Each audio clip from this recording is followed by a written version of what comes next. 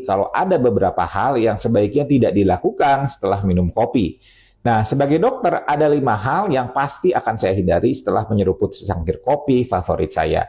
Pertama, saya tidak akan langsung olahraga. Kopi mengandung kafein yang bisa meningkatkan denyut jantung dan tekanan darah sementara.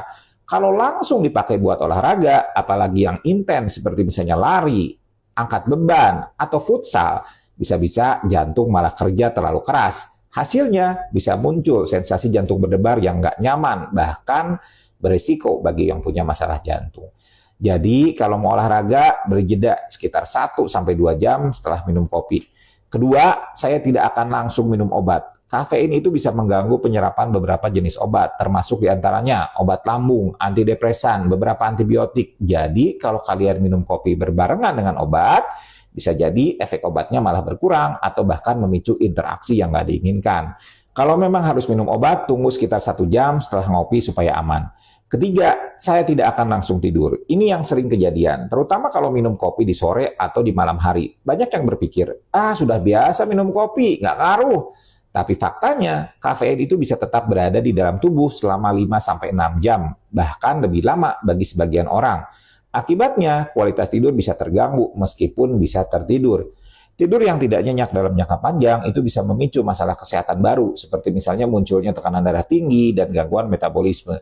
Jadi kalau mau tidur nyenyak, batasi konsumsi kopi setidaknya 6 jam sebelum tidur. Keempat, saya tidak akan langsung makan makanan berat. Kopi itu bersifat asam, dan kalau langsung disusul makanan berat seperti misalnya nasi padang atau mie instan, bisa bikin lambung protes keras. Buat yang punya MAH atau GERD, ini bisa jadi kombinasi maut yang memicu nyeri ulu hati dan rasa terbakar di dada. Kalau lapar setelah minum kopi, lebih baik pilih cemilan ringan dulu, seperti misalnya roti gandum atau pisang sebelum makan makanan yang besar.